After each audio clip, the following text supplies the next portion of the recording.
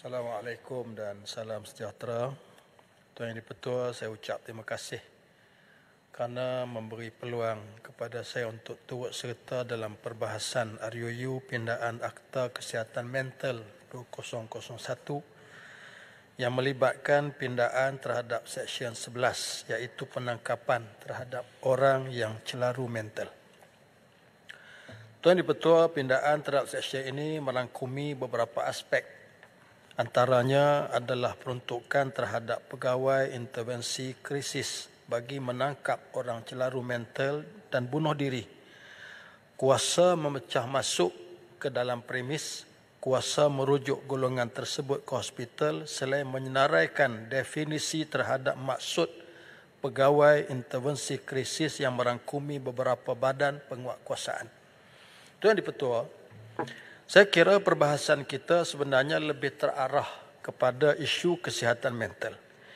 Isu ini sebenarnya telah mendasari keperluan kerajaan untuk meminda beberapa peruntukan lain bagi menyah jenayahkan hukuman terhadap cubaan membunuh diri dalam pindaan kanun keseksaan serta menyah jenayah terhadap ketagihan dadah. Perkara ini turut terangkum dalam Pelan Strategik Kesihatan Mental 2020-2025. Tuan di-Pertua, pepatah ada mengatakan alang-alang menyeluk pekasam biar sampai ke pangkal lengan. Jika kita ingin mencapai prevalent kes kesihatan mental yang rendah pada masa hadapan, maka pastikan intervensi dasar kesihatan mental yang terkandung dalam Pelan Strategik Kesihatan Mental ini dilaksanakan secara terperinci, jujur serta bertanggungjawab. Jika tidak, selepas ini kita memerlukan tindakan yang lebih drastik dan tentulah bebanan yang terpaksa ditanggung oleh kerajaan ketika itu lebih tinggi. Maka dalam perbahasan ini saya ingin menyentuh beberapa perkara berkaitan isu kesihatan mental sebagai teras dalam pindaan akta pada hari ini. Pertama, berdasarkan Pelan Strategik Kesihatan Mental 2020-2025, Malaysia mempunyai 385 jumlah sekretari dalam sektor awam maupun swasta iaitu 1/100,000 populasi. Daripada jumlah tersebut, 204 orang berpengkalan di Kementerian Kesihatan, 4 orang di Menhan, sementara manakala baki 177 orang di universiti dan swasta. Kita juga mempunyai lebih 100 pakar psikologi klinikal.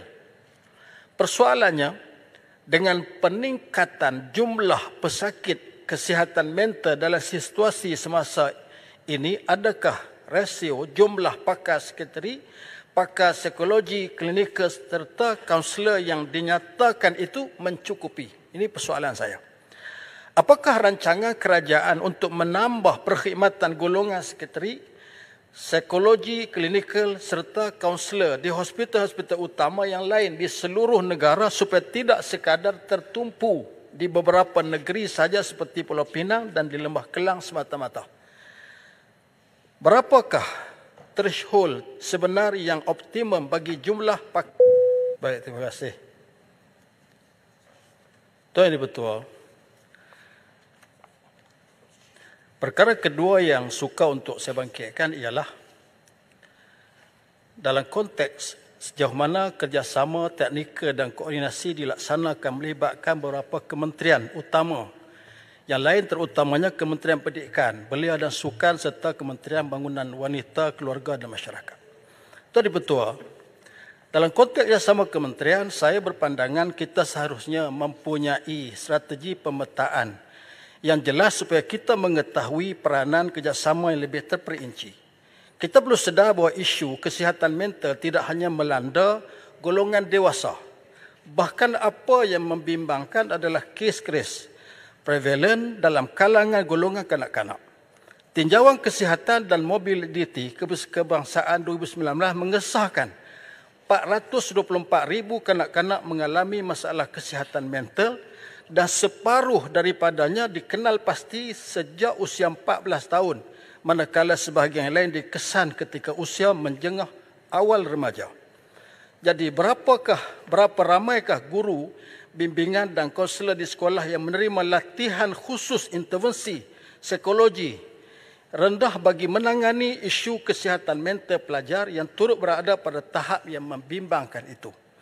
Sejauh mana sekolah-sekolah telah melaksanakan jaringan strategik dengan pakar sekretari di hospital berdekatan dan sejauh mana penglibatan mereka dalam plan pengurusan kemurungan, bunuh diri dan bencana?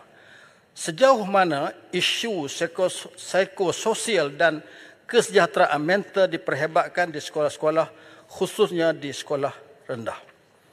Tuan Di-Pertua, perkara yang terakhir yang suka untuk saya bangkitkan di sini ialah perkara yang berkaitan dengan satu dokumen polisi di bawah PBT mengenai suatu persekitaran yang selamat dan bebas daripada ruang cubaan membunuh diri, khususnya melibatkan bangunan-bangunan tinggi.